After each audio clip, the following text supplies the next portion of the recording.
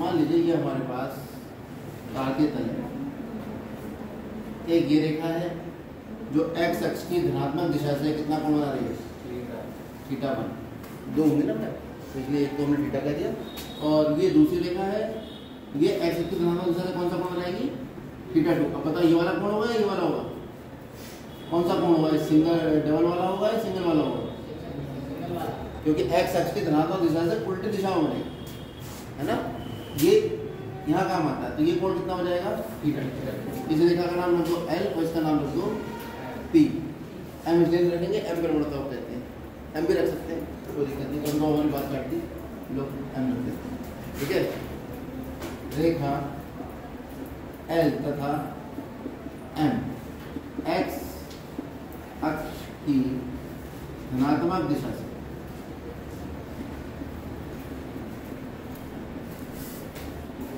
क्रमशः कौन कौन से कोण बनाते हैं, थीटा 1 तथा थीटा 2 कोण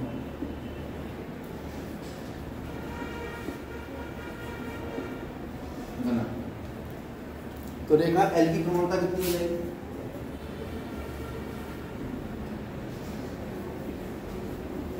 इसकी प्रवणता का नाम M1 रखेंगे, प्रवणता को M कहते हैं। कितनी हो जाएगी बताओ, tan थीटा, क्योंकि प्रवणता जो रेखा x अक्ष से कोण बनाती है उसका tan होती है। ऐसी रेखा M की प्रवणता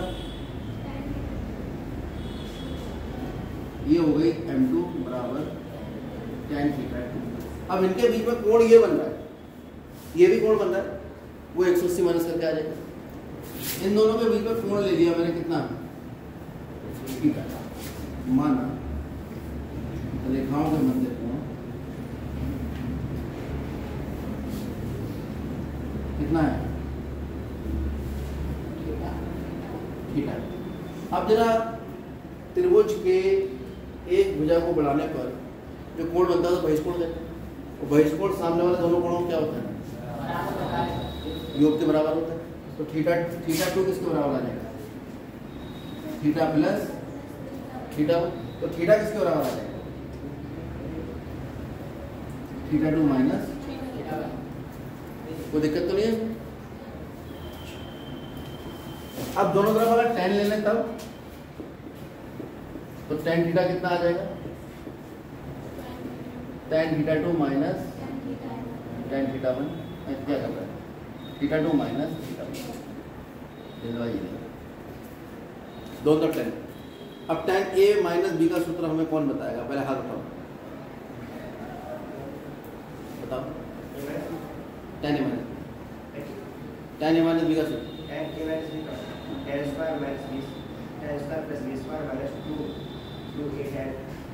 चलो बैठो, और कोई प्रयास करेगा,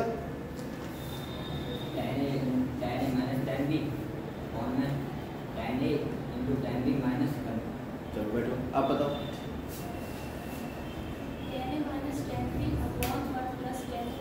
बैठिए, ये बिल्कुल सही। tan a माइनस b का सूत्र है tan a minus tan b बटे 1 minus 1 plus tan a tan। लगा देते हैं, कितना आ गया, tan a minus tan b divided by 1 plus tan a tan b। कोई दिक्कत किसी को, अरे ठीक है। tan थीटा 2 कितना हुआ, m2, tan थीटा 1 क्या है, m1 बटे 1 प्लस m1, और ये किसका मान है, ये tan 180 माइनस थीटा होता तो यहाँ माइनस होता।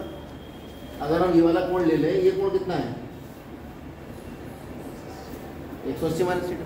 अगर इस थीटा की जगह प्रयोग करें 180 माइनस थीटा तो यहाँ माइनस आ जाएगा, ठीक है। तो हम क्या करते हैं कि इसका आंसर माइनस में प्लस में दोनों को एडजस्ट करने के लिए क्या लगा देते हैं,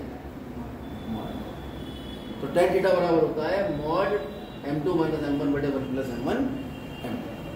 और यहाँ से हम थीटा का मान निकाल लेंगे जब हमें m1 और m2 दो के मान दिए। मान लो tan थीटा बराबर हल हो गया √3 आ गया, तो √3 किसका मान होता है tan में, tan 60 का। तो tan से tan कैंसिल हो गए, थीटा का मान कितना आ जाएगा 60। हल हो गया, मान लो 1/0 आया, 1/0 का मतलब क्या हुआ, अनंत। अनंत किसका मान होता है tan में, tan 90 का, क्यों, तो थीटा का मान कितना हो जाएगा, 90 हो जाएगा। मान लो हल हो गया, 0 आया। 0 किसका मान होता है? tan 0, थीटा बराबर 0। यानी रेखाओं के बीच में कोई कोण नहीं है। इसका मतलब रेखाएं कैसी हैं? या तो समांतर है या समपाती। समझ में आ रही बात? अब और आगे बढ़ते हैं। इसी से निकालेंगे हम, यदि रेखाएं, ये तो दो रेखाओं के बीच का कोण निकल आया, इसको रट लेना है। ये मैंने सिद्ध करके दिखा दिया, वो एक अलग मुद्दा है, लेकिन आपको ये सूत्र रखना है। tan थीटा बराबर m2 माइनस m1 बटे 1 प्लस m1 m2, जहाँ m1 क्या है? एक रेखा की प्रवणता, और m2 क्या है? दूसरी रेखा की प्रवणता। और थीटा क्या है? दो रेखाओं के बीच का। तो या तो आपको ये कोण देगा और ये देगा, ये निकलवा लेगा, ये देगा, ये देगा और ये निकलवा लेगा। इन्हीं तीनों में से एक चीज गायब करेगा और दूसरी दो चीजें दे देगा और एक चीज गायब करेगा, वो आपसे पूछ लेगा। समझ आ रही है बात? ये जितनी बातें मैं बता रहा हूँ ये सब 11वीं क्लास की बातें चल रही हैं, इन्हीं पर बेस्ड क्वेश्चन एग्जाम में आते हैं। ठीक है, तो बहुत ध्यान से इनका अध्ययन कर लेना। कल मैं क्वेश्चन कराऊंगा, क्योंकि एक्सप्लेनेशन वाला जितना भी टॉपिक था वो मैं आज खत्म कर चुका हूँ। अब यदि रेखाएं परस्पर कैसी हैं? लंब है, तो क्या होगा? थीटा का मान कितना होगा? अरे अगर रेखाएं लंब होंगी, थीटा का मतलब दोनों रेखाओं के बीच का बना कोण, तो रेखाएं अगर लंब है तो उनके बीच में कोण कितने डिग्री होगा? 90 डिग्री होगा। तो इसका मतलब थीटा का मान कितना हो गया? 90। तो tan 90 डिग्री बराबर आ गया m2 माइनस m1 बटे 1 प्लस m1 m2 मॉड। और tan 90 कितना होता है? tan 90 होता कितना है? अनंत। क्यों? tan 90 कितना होता है? अरे किसी को समझ में नहीं आ रहा। tan 90 sin 90 बटे cos 90 करो। sin 90 कितना होता है? 1। और cos 90 कितना होता है? ठीक है।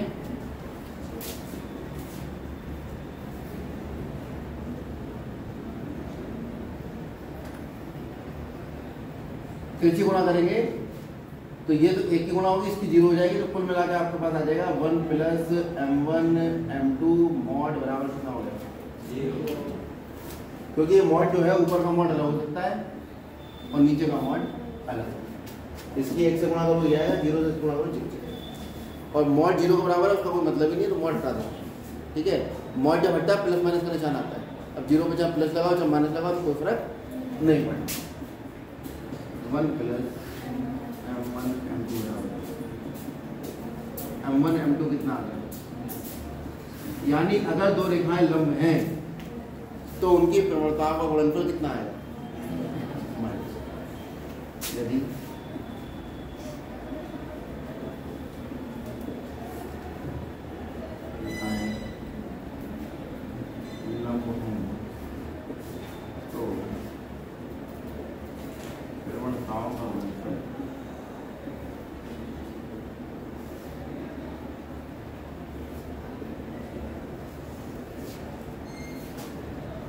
इसका मतलब ये उतर गया नहीं? इसका मतलब ये हुआ कि अगर एक रेखा की प्रवणता m है, बहुत ध्यान समझना, यदि किसी रेखा की प्रवणता m है तो रेखा के लंब रेखा की प्रवणता कितनी है? बताओ।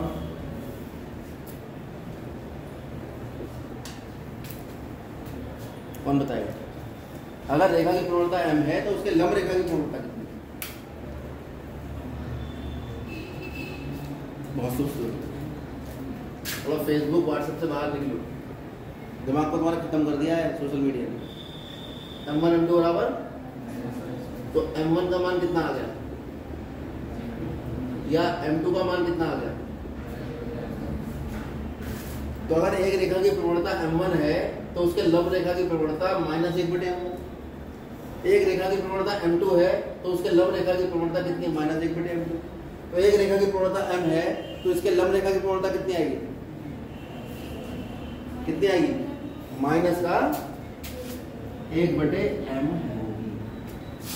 यानी किसी भी रेखा के लंब रेखा की प्रवणता निकालनी है, जैसे फॉर एग्जाम्पल मान लो ये बनाया मैंने, ऐसा बनाया, इस रेखा की प्रवणता है 2, इन दोनों के बीच में कोण है 90। इस रेखा की प्रवणता कितनी होगी?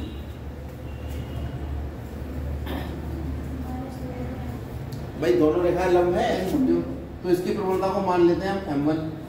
जब दोनों रेखाएं लंब है इनकी प्रवणता का गुणनफल कितना होगा, m1 m बराबर -1 और m का मान कितना है 2, तो m1 का मान कितना आ गया। तो आप डायरेक्ट याद रख लो कि किसी भी रेखा की प्रवणता आपको पता है और उसके लंब रेखा की प्रवणता निकालनी है, वो होगी -1 बटे रेखा की प्रवणता।